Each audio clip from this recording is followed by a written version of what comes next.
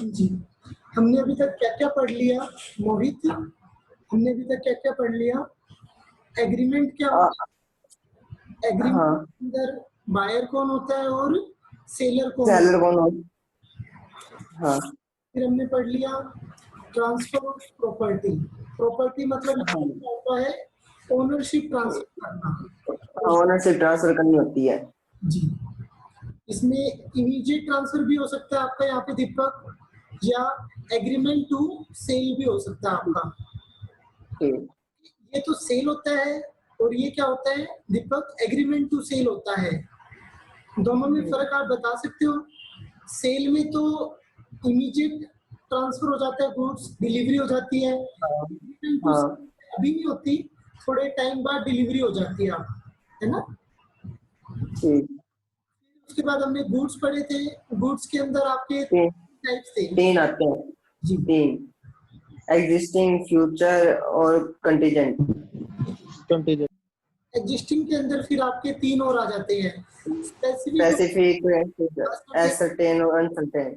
Specific और ascertain तो लगभग लगभग एक जैसे ही है आपके। अनसर्टेन मतलब हाँ आपने स्पेसिफाई नहीं किया कि आपको कौन से हाँ गुड्स लेने हैं। हाँ, फिर उसके बाद हमें पढ़ना है दीपक, प्राइस क्या होता है।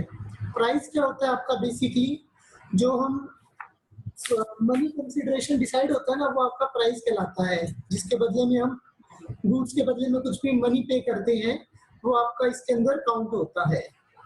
फिर ठीक। एक वैलिड कॉन्ट्रैक्ट करने के लिए आपको क्या क्या चाहिए चीजें? कोई प्रीवियस चैप्टर की बातें आप बता सकते हो इसके अंदर कि क्या क्या वैलिड कॉन्ट्रैक्ट के लिए आपको पॉइंट चाहिए? अमाउंट ओके सर्टेन होनी चाहिए, ओके, गुड सर्टेन होना चाहिए, मतलब अनसर्टेन नहीं होना चाहिए। ये छोटी छोटी चीजें हैं जो हम पढ़ेंगे। ओके। तो हम पढ़ लेते हैं। अभी 5 पेज हो गए थे हमारे, अब हम आगे कंटिन्यू करते हैं। एक सेकंड, मैं थोड़ा सा पहली बार ही चला रहा हूँ।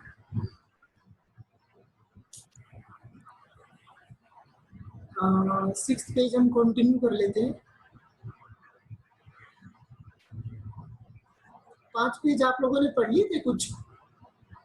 हाँ भैया, उसमें यही था कि डेफिनेशंस क्या क्या उनकी। काफी इजी है वैसे, इतना ज्यादा बहुत ज्यादा टफ वाली बात है नहीं है इसमें। हाँ इसमें जूम नहीं होता क्या तुमसे? अच्छा, मैंने वो कंप्यूटर वाला ऑप्शन चूज नहीं करा। एक सेकंड, मैं लैपटॉप पहली बार ही चला रहा हूँ।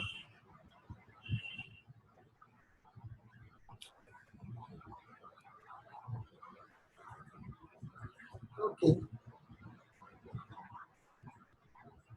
चलिए प्लीज।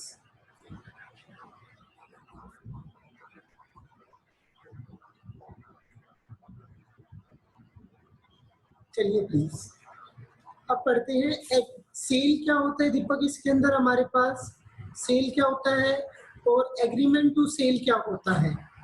अगर आप नाम से समझ पा रहे हो तो सेल क्या होगा? जो हम एक्चुअल में सेल करते हैं ना प्रोडक्ट की, एक्चुअल में हाँ डिलीवरी है इमीडिएटली, पैसे लिए और गुड्स दे दिए आपको, तो वो आपका क्या कहलाता है? सेल कहलाता है आपका। और एग्रीमेंट टू सेल क्या होता है मोहित यहाँ पर? कि फ्यूचर ट्रांजेक्शन हो जाती है।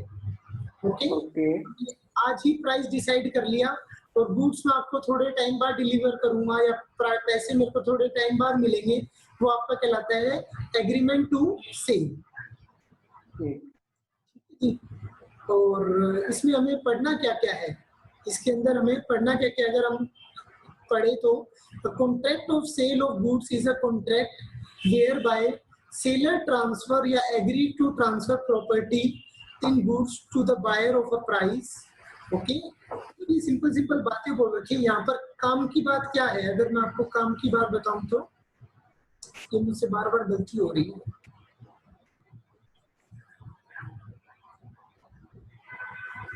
एक सेकंड, मैं मैनेज करना सीख रहा हूँ।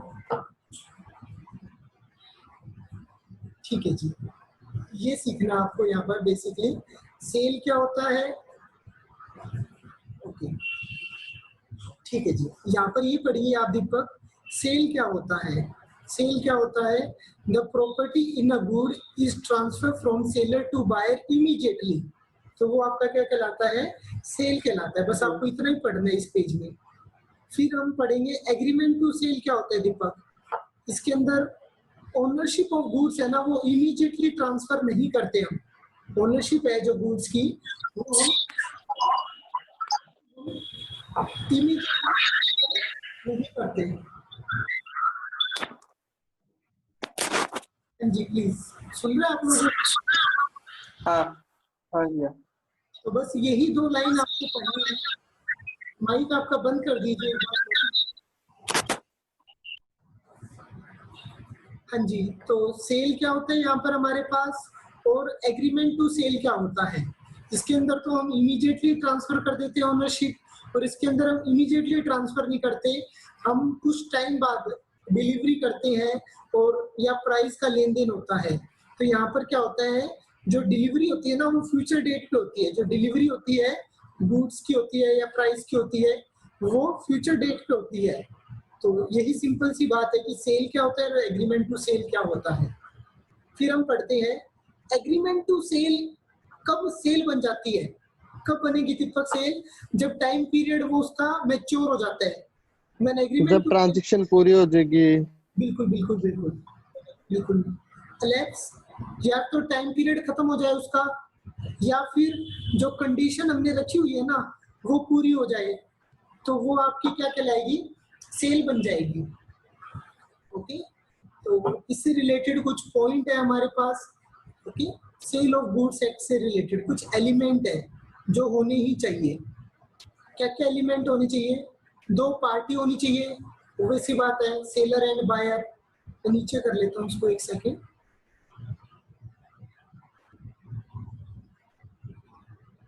एक सेकेंड बस,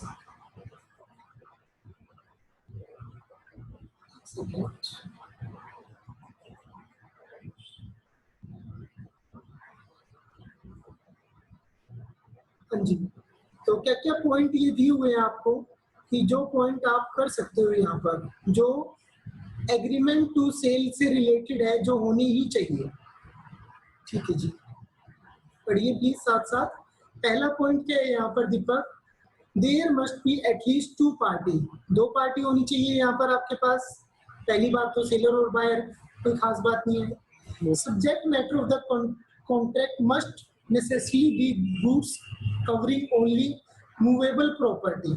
सिर्फ और सिर्फ आप अंडरलाइन करेंगे यहाँ पर, मूवेबल प्रॉपर्टी को कवर करता हो, आइदर एग्जिस्टिंग गुड्स ओन्ड या प्रपोज्ड। तो हम यहाँ पर बात किसकी कर रहे हैं यहाँ पर दीपक? गुड्स की बात कर रहे हैं। किसकी बात कर रहे हैं हम यहाँ पर? गुड्स की बात कर रहे हैं यहाँ पर। तो गुड्स का मीनिंग हमने पढ़ा था, याद है आपको? गुड्स का मीनिंग पढ़ा था हमने। गुड्स का मीनिंग क्या था, याद है आपको दीपक? वही भैया, जो चीज मूवेबल हो सकती है उसे गुड्स कहते हैं। ओके, तो यहाँ पर ये वर्ड इसीलिए लिखा हुआ है दीपक कि ये मूवेबल होनी चाहिए।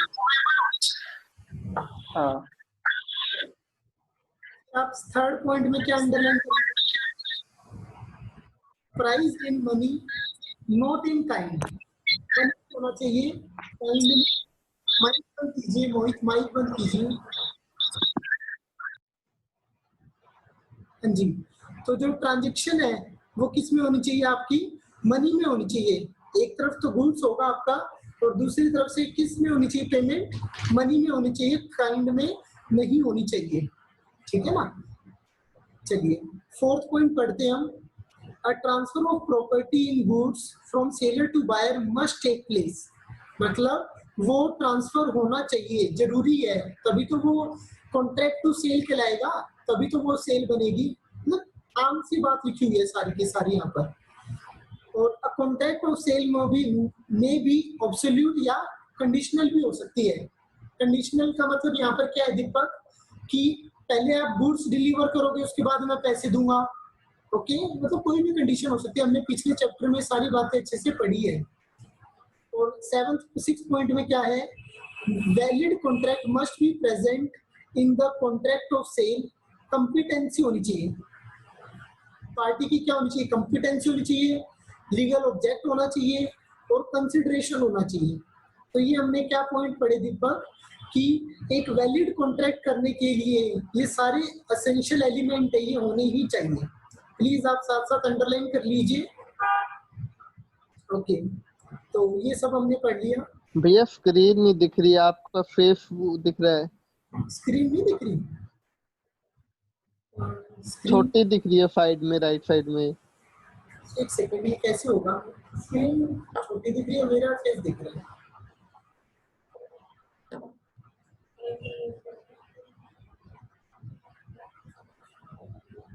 इसको बड़ा कर दिया था, इसको बड़ा कर दिया। इसको हाँ, बीच वाला कर, बीच वाला। आपको अब हुआ कुछ दीपक? नहीं हुआ भैया, आपकी फेस तो बड़ा दिख रहा है और ये जो टेक्स्ट वाली स्क्रीन है छोटी दिख रही है। दीपक आपकी तरफ से है शायद, आपको क्लिक करना पड़ेगा। मोहित आपके केस में भी ऐसे ही हो रहा है क्या? क्या आपको भैया का फेस बड़ा दिख रहा है और हो गया, दिखाई दे रही है। हो गया, हो गया नहीं ठीक भैया, मेरे को सही आ रहा है, क्लियर हो रहा है। हो गया ठीक भैया। हो गया। कोई ना जी, कोई ना। तो ये हमने पूरा पढ़ लिया दीपक यहाँ पर। ओके भैया। हम ये नेक्स्ट क्वेश्चन पढ़ रहे हैं दीपक, देखिए जल्दी से। डिफरेंस बिटवीन, हाँ जी, difference between sale and agreement to sale. Difference between sale and agreement to sale. पहला डिफरेंस क्या है यहाँ पर दीपक, कि हम यहाँ पर इमीडिएटली ट्रांसफर कर देते हैं, इमीडिएटली ट्रांसफर कर देते हैं प्रॉपर्टी इन द गुड्स, यानी ओनरशिप है जो गुड्स की वो बायर को इमीडिएटली ट्रांसफर कर देते हैं। बट यहाँ पर इमीडिएटली ट्रांसफर नहीं करते, बल्कि एक फ्यूचर डेट पे ट्रांसफर करते हैं। ओके, तो यहाँ पर प्रॉपर्टी का मतलब क्या है यहाँ पर दीपक? प्रॉपर्टी का मतलब यहाँ पर क्या है? ओनरशिप है। प्रॉपर्टी का मतलब यहाँ पर क्या है? ओनरशिप है। तो इसमें इमीडिएटली हो जाता है और इसके अंदर फ्यूचर डेट पे होता है। फिर हम पढ़ते हैं सेकंड, नेचर ऑफ कॉन्ट्रैक्ट। ये it is an executed contract. Executed contract का मतलब क्या होता है कि दोनों पार्टी एक साथ परफॉर्म कर देती है इमीडिएटली, तो वो क्या हो जाता है? एग्जीक्यूटेड हो जाता है। बट ये क्या होता है? एग्जीक्यूटरी होता है, कि फ्यूचर में होना बाकी है, या तो एक पार्टी के बिहाफ पे या दोनों पार्टी के बिहाफ पे। थर्ड है रेमिडीज। Remedies for breach. इसका मतलब क्या है? अगर कोई धोखाधड़ी होती है तो हमें रेमिडीज किसको मिलेगी? A seller can sue the buyer for the price. Price के लिए केस कर सकता है यहाँ पर, because of the passing of the property therein to the buyer, क्योंकि उसने प्रॉपर्टी या ओनरशिप ट्रांसफर कर दी है बायर को, तो वो पैसे के लिए उसको बाउंड कर सकता है, क्योंकि इमीडिएट ट्रांसफर होता है इसके अंदर। बट इसके अंदर देखिए आप, agreed party can sue for the damage only, not for the price। सिर्फ डैमेज के लिए, क्योंकि ट्रांजैक्शन तो फ्यूचर में होनी है ना यहाँ पर। ओके, तो जो सिर्फ डैमेज हुआ है, डैमेज का मतलब यहाँ पर क्या कह सकते हैं हम, कि उसका कोई फ्यूचर लॉस हो गया या कोई ऐसा लॉस हो गया जो उस ट्रांजैक्शन के ऊपर डिपेंड करता था, तो यहाँ पर सिर्फ और सिर्फ डैमेज मांग सकते हैं, पेनल्टी मांग सकते हैं यहाँ पर। और यहाँ पर वो पूरा का पूरा प्राइस मांग सकते हैं, क्योंकि उसने गुड्स डिलीवर कर दिया है यहाँ पर। चलिए आगे बढ़ते हैं। Liability of parties. A subsequent loss या destruction of the goods is the liability of the buyer। अगर बाद में कोई लॉस होता है, बाद में मतलब मैंने आपको फोन बेच दिया, ओके, अब आपके पास है वो, अगर कोई भी नुकसान होता है तो उसका जिम्मेवार कौन होगा? आप होंगे। ओके, गारंटी वगैरह की बात नहीं कर रहा मैं यहाँ पर, नॉर्मल केस की बात कर रहा हूँ।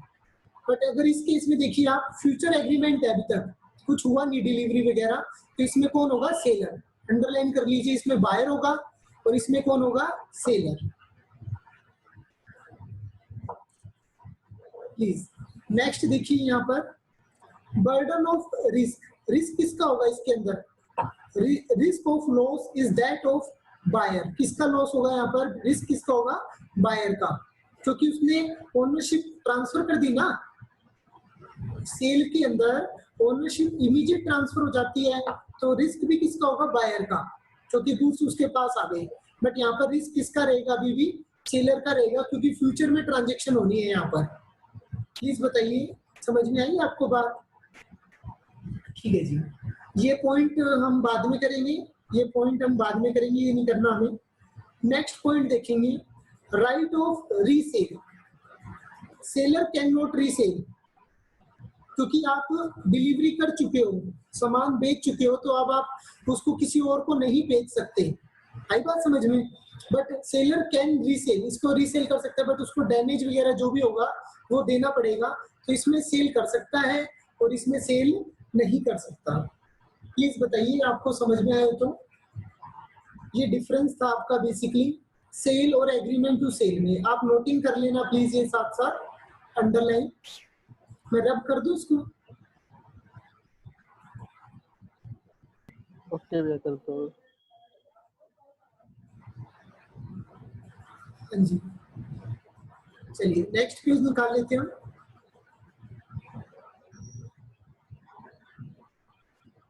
अब डिफरेंस हम कुछ सेल से रिलेटेड बातें पढ़ते हैं। Sale difference from other similar contract. Sale और हायर परचेज क्या होता है, बोलिए? सेल और हायर परचेज में फर्क क्या होता है? हायर परचेज जैसे इंस्टॉलमेंट वगैरह होती है ना, वो होता है। हायर परचेज बेसिकली क्या होता है, यहाँ पर इंस्टॉलमेंट वगैरह होती है। तो ओनरशिप कब ट्रांसफर होगी, ओनरशिप कब ट्रांसफर होगी, यहाँ पर जब लास्ट इंस्टॉलमेंट पे करते हैं ना, तब ओनरशिप ट्रांसफर होती है। जब लास्ट इंस्टॉलमेंट पे करते हैं तब ओनरशिप ट्रांसफर होती है। यहाँ पर जब हम लास्ट इंस्टॉलमेंट पे करते हैं, पढ़ते हैं, देखिए प्लीज यहाँ पर। A contract of sale resemble with contract। Shivansh, Shivansh कौन है? शिवांश, चलो छोड़ो इसको, कोई और होगा। Sale and hire purchase। The contract of sale resemble with contract of hire purchase very close। बहुत, इन दोनों के बीच में बहुत कम अंतर है। देखिए, hire purchase agreement are governed by hire purchase act। hire purchase agreement which goods are let on hire। हम goods दे देते हैं हायर परचेज बेसिस पे, इंस्टॉलमेंट बेसिस पे। अगर मैं इसके कुछ पॉइंट्स बताऊं तो क्या क्या इंक्लूड होता है इसके अंदर, ये इसके अंदर देखिए। पहली बात तो हम पोजेशन दे देते हैं गुड्स का। पहली बात तो क्या है इसके अंदर दीपक, हम पोजेशन दे देते हैं। कौन दे देता है पोजेशन? जो रियल ओनर है वो पोजेशन दे देता है, और उसके बदले में क्या लेता है? Periodic instalment. क्या लेता है बदले में उससे? पीरियोडिक इंस्टॉलमेंट ले सकता है। और प्रॉपर्टी मतलब यहाँ पर क्या है दीपक? ओनरशिप। ओनरशिप कब ट्रांसफर करता है? जब लास्ट इंस्टॉलमेंट होती है तब वो ओनरशिप ट्रांसफर करता है, तब वो ओनरशिप ट्रांसफर करता है हायर परचेज के केस में। एक तरीके से फ्यूचर कॉन्ट्रैक्ट ही हुआ है। तो सेल और फ्यूचर कॉन्ट्रैक्ट के बीच में डिफरेंस कर रहे हैं हम यहाँ पर। सी पॉइंट पढ़ते हैं। Such person has a right to terminate the agreement at any time before the property so pass। जो पर्सन है वो टर्मिनेट कर सकता है। कैसे टर्मिनेट करेगा बताइए आप मेरे को? कैसे टर्मिनेट करेगा? जो कॉन्ट्रैक्ट हो, अगर मान लीजिए उसने कोई इंस्टॉलमेंट पे नहीं करी, जिसने परचेज किया है उसने कोई इंस्टॉलमेंट पे नहीं की, तो वो क्या कर लेगा? उसको फॉरफिट कर लेगा। या ओके, आई बात समझ में? वो क्या कर लेगा? उसको फॉरफिट कर लेगा। तो इस केस में वो टर्मिनेट कर सकता है यहाँ पर। तो हमने सेल एंड हायर परचेज का बेसिकली डिफरेंस देखा। मैं रब कर देता हूँ एक बार इसको ताकि मैं नेक्स्ट पेज पहुंच सकूं। एक सेकंड बस जी, डिफरेंस देख लेते हैं प्लीज हम यहाँ पर। डिफरेंस क्या है सेल और हायर परचेज के बीच में? Time of passing of property. कब हम ओनरशिप ट्रांसफर करते हैं? सेल के केस में तो दीपक इमीडिएटली ट्रांसफर कर देते हैं, और हायर परचेज के केस में कब ट्रांसफर करते हैं? जब लास्ट इंस्टॉलमेंट। हाँ जी। पोजीशन ऑफ द पार्टी, जो बायर है वो इमीडिएटली ओनर बन जाता है। और यहाँ पे हायरर कौन है? आप मुझे बता सको तो हायरर कौन है यहाँ पर? हायरर है, जो रियल ओनर है ना अभी ए, मान लीजिए ए है यहाँ पर, ए ने प्रॉपर्टी ट्रांसफर की, तो ए ही अभी उसकी कंट्रोल में है, ओके, अभी वही ओनर है। रियल ओनर तो बी कब बनेगा, जब उसके पास प्रॉपर्टी पहुंचेगी तब, ओके। ये दो वर्ड समझ में आए ना आपको? देखिए मैं आपको वैसे इन जनरल बता देता हूँ। देखिए ए ने किसको प्रॉपर्टी दी, बी को प्रॉपर्टी दी, ए ने बी को प्रॉपर्टी दी इंस्टॉलमेंट पे, तो ये अभी भी ओनर है ना, ये क्या है, अभी भी ओनर है यहाँ पर, तो ओनर ये क्या कहलाएगा, हायरर, ये क्या कहलाएगा आपका, हायरर। और ये जो जिसने इंस्टॉलमेंट में परचेज की है, ये आपका क्या कहलाएगा, हायरी, ये आपका क्या कहलाएगा, हायरी, ये अकाउंट में आएगा आपके। चलिए छोड़ो। थर्ड, क्या टर्मिनेट कर सकते हैं, टर्मिनेट मतलब बीच में छोड़ सकते हैं कॉन्ट्रैक्ट, इसमें तो नहीं छोड़ सकते क्योंकि हाथों हाथ कॉन्ट्रैक्ट होता है, बाउंड हो जाता है, वो हाथों हाथ होता है सब कुछ। इसके अंदर कर सकते हैं, कब कर सकते हैं मैंने आपको बताया, बट जो डैमेज वगैरह होता है वो तो भुगतना पड़ेगा, ठीक है जी। फिर है burden of risk, burden of risk, इसमें किसका होता है बर्डन ऑफ रिस्क, बायर का होता है, और इसमें किसका होता है, the owner takes no such risk for it if the hirer fail to pay instalment, the owner has the right to take back the goods. तो ओनर के पास अधिकार होता है कि वो उसको क्या कर सकता है, फॉरफिट कर सकता है, क्या कर सकता है, उसको फॉरफिट कर सकता है, गुड्स को वापस दे सकता है अगर इंस्टॉलमेंट आप पे नहीं करते हो तो। फिर है ट्रांसफर ऑफ टाइटल, इसके अंदर buyer can pass a good title, buyer हाथों हाथ, बायर कौन हो गया यहाँ पे, बी, बायर कौन हो गया, बी, बी ने परचेज कर ली ना गुड्स, तो वो ट्रांसफर कर सकता है टाइटल, अपना टाइटल दूसरे के नाम पे, बट यहाँ पर हायरर नहीं कर सकता, क्यों, क्योंकि उसने इंस्टॉलमेंट पे कॉन्ट्रैक्ट कर रखा है, जब तक वो डिफॉल्ट नहीं करता तब तक वो कुछ नहीं कर सकता, okay. Resale, buyer can resale, buyer कर सकता है क्योंकि उसने खरीद लिया सामान, बट हायर परचेजर है ना, जो बंदे ने जिसने हायर परचेज पे लिया है, वो जब तक नहीं कर सकता जब तक वो लास्ट इंस्टॉलमेंट, सारी इंस्टॉलमेंट पे ना कर दे। बताइए प्लीज, आपको कोई भी पॉइंट, इजी पॉइंट है, इन जनरल पॉइंट है सारे के सारे। नेक्स्ट पॉइंट करते हैं हम, sale and bailment, next point करते हैं सेल एंड बेलमेंट। क्या होता है बेलमेंट, बताइए।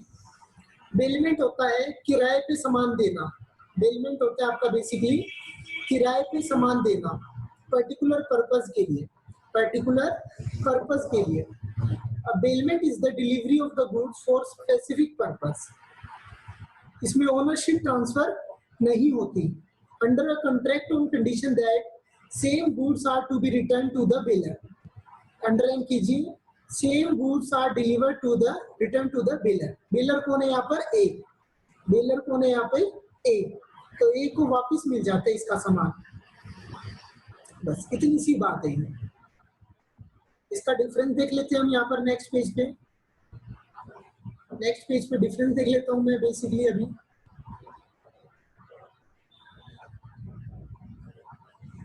चलिए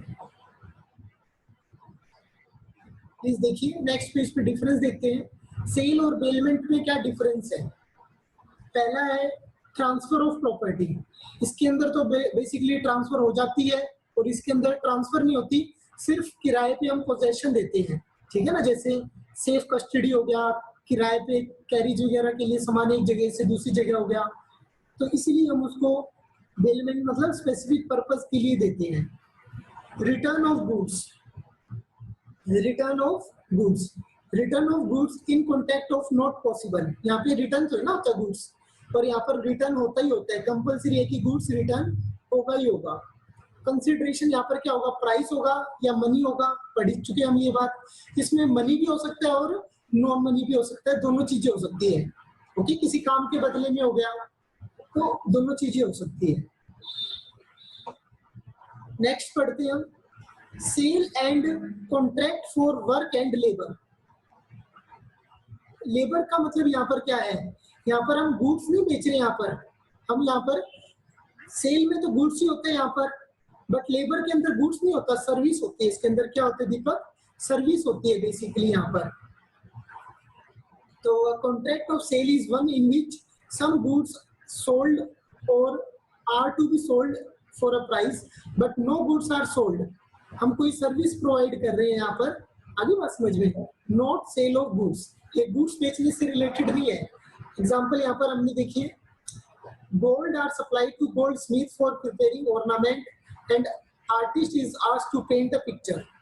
तो यहाँ पर सर्विस से रिलेटेड है, उनकी कला का यूज हो रहा है, तो वो सेल में कंसिडर नहीं होगा। फर्क समझ में आया आपको? सेल में सिर्फ और सिर्फ गुड्स आएगा, सेल में सिर्फ और सिर्फ क्या आएगा दीपक? गुड्स आएगा। और लेबर में आपका डिफरेंट हो जाता है, सर्विस से रिलेटेड हो जाता है आपका। चलिए नेक्स्ट पेज कर लेता हूं मैं यहाँ पर, नेक्स्ट पेज निकाल लेता हूँ एक minute. Contract of sale how made, contract of sale how made. Contract of sale is made, बस ये सिंपल पॉइंट्स है जो आपको पीछे वाले ही सारे पॉइंट्स दिए हुए हैं, यही पॉइंट आपको सारे के सारे पढ़ने हैं, यही पॉइंट हम सारे के सारे पीछे वाले हैं, सारे के सारे यहाँ पर यही पढ़ेंगे हम, पॉइंट्स पढ़ रहे हैं डायरेक्ट। पहला पॉइंट क्या दिया हुआ है दीपक यहाँ पर? वैसे लगभग चैप्टर आपका खत्म हो गया, इतना ही चैप्टर आपका ये सारा आप दोबारा रिपीट होएगा। A contract of sale may be made in the following modes.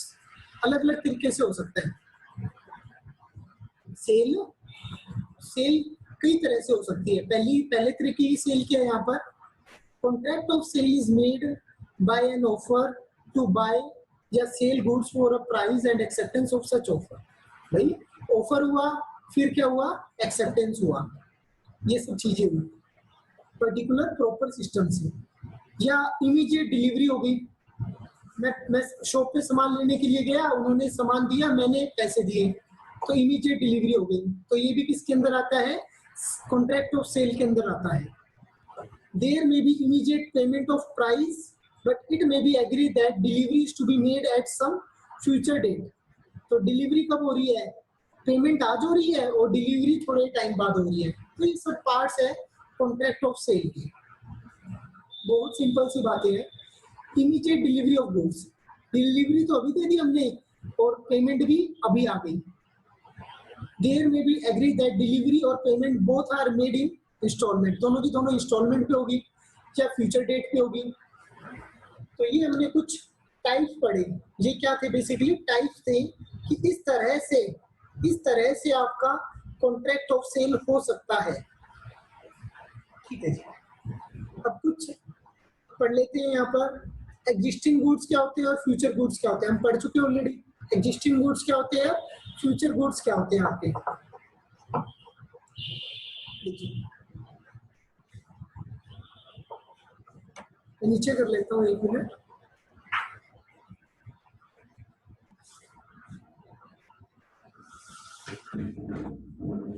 हाँ जी देखिए please, goods which form subject of contract of sale may be either existing goods और या फ्यूचर गुड्स, दोनों ही हो सकते हैं आपके। एग्जिस्टिंग गुड्स के साथ भी कॉन्ट्रैक्ट ऑफ सेल भी हो सकता है और फ्यूचर गुड्स के साथ भी हो सकता है। There may be contract of sale of goods for acquisition of such buyer depends upon the contingency may or may not happen। तो इसके अंदर सब आ जाते हैं। कंटीजेंसी गुड्स भी तो आते हैं ना, इसके अंदर हमने पढ़े थे, कंटीजेंसी गुड्स भी तो आते हैं। एग्जाम्पल क्या दिया हुआ है? A contract for sale of certain cloth to be manufactured by a certain mill is a valid contract. Such contract are called contingent contract. Okay, कोई स्पेसिफाई नहीं है इसके अंदर कि भाई अगर ये चीज होगी, contract of sale certain cloth to be manufactured by certain mill. Okay, तो ये वैलिड कॉन्ट्रैक्ट है। कंटीजेंट कॉन्ट्रैक्ट भी क्या होता है आपका? वैलिड कॉन्ट्रैक्ट होता है। थर्ड क्या है यहाँ पर? ये सारी sale of future goods, sale of future goods, तो ये भी आपका क्या कहलाएगा? कॉन्ट्रैक्ट ऑफ सेल के अंदर ही आएगा। छोड़िए, goods perishing before making of contract, यहाँ पर क्या है? पेरिशिंग का मतलब क्या होगा? लिख लीजिए प्लीज। पेरिशिंग का मतलब क्या होता है? खराब होना, स्पॉइल होना। लिख लीजिए प्लीज, स्पॉइल होना। यहाँ पर लिख लीजिए स्पॉइल होना, पेरिशिंग मतलब खराब होना। अगर कॉन्ट्रैक्ट से पहले ही गुड्स खराब हो जाता है, ओके, इम्पॉसिबिलिटी जनरेट होगी ना वहां पर। तो देखिए please, there is a contract और sale of specific goods, contract is void. Contract क्या होगा? Void. Without the knowledge of seller have at the time when contract was made, so damage no longer answer is description contract. भाई seller को इस बात का पता ही नहीं था और कॉन्ट्रैक्ट हो गया, तो वो पेरिशेबल, वो तो एस्टेब्लिश हो ही नहीं सकता। एग्जाम्पल क्या है यहाँ पर? A agreed to sell B 50 bag of wheat, godown में रखे थे और पानी वगैरह भर गया, तो वो सारा क्या हो गया? खराब हो गया। तो वो पॉसिबल ही नहीं है। एग्रीमेंट क्या हो जाएगा? वॉइड हो जाएगा। एग्रीमेंट क्या हो जाएगा दीपक? वॉइड हो जाएगा। सेलर को इस बात का पता नहीं था, गोडाउन में पड़ा था सामान और उसने कॉन्ट्रैक्ट कर लिया। उसने क्या कर लिया? कॉन्ट्रैक्ट कर लिया, तो वो कॉन्ट्रैक्ट वॉइड माना जाएगा। ओके, क्योंकि उसको पता नहीं था। नेक्स्ट है, गुड्स खराब हो गए before sale but after agreement. दोनों में फर्क समझ में आया आपको? यहाँ पे तो एग्रीमेंट से पहले ही खराब हो गए थे बट हमें पता नहीं था, यहाँ पे एग्रीमेंट के बाद खराब हुए। ओके, तो वो पॉसिबल ही नहीं है, पॉसिबल ही नहीं है। When there is agreement to sell specific goods, subsequently goods without any fault part of the seller, buyer perish, becomes so damaged no longer.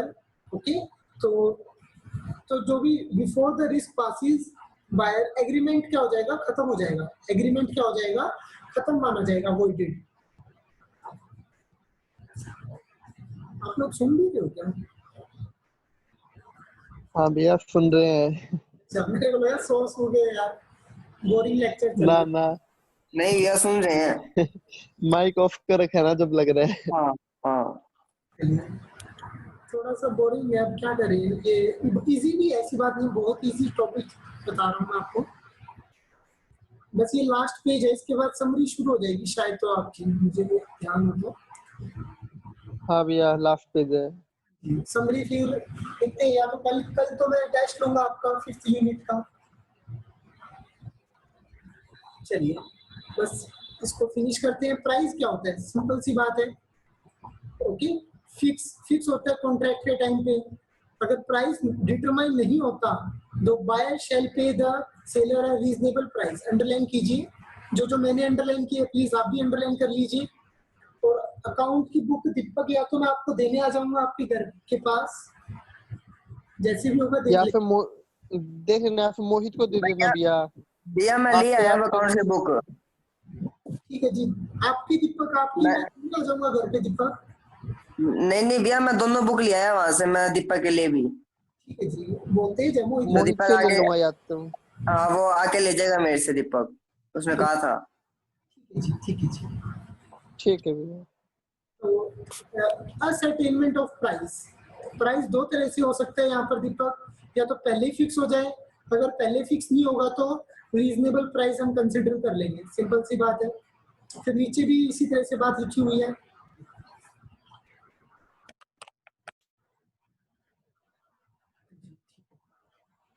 Price means money consideration for sale of goods by virtue section. Price of contract sale may be fixed by the contract, they agree to be fixed in manner provided by the contract. जो valuer हो ना, जैसे property खरीदते आप या दो दोस्तों के बीच में कॉन्ट्रैक्ट हो रहा है, तो आप बोलते हैं कि ये जो बंदा रेट बोलेगा ना वो फिक्स कर लेंगे, तो इस तरह से भी डिसाइड हो सकता है आपका। या determined by the course of dealing between the parties, जिस तरह से रेट एवरेज चलता आ रहा है वो रेट ले लेंगे। तो प्राइस किसी भी तरह से डिसाइड हो सकता है। सिंपल सी बात ये कहना चाह रहे हैं इसके अंदर। तो इतना कोई डिफरेंस आप अच्छे से कर लेना, इनके अंडरलाइन कर लो ये साथ साथ। अब मैं नेक्स्ट थोड़ा सा ऊपर कर लेता हूँ पेज।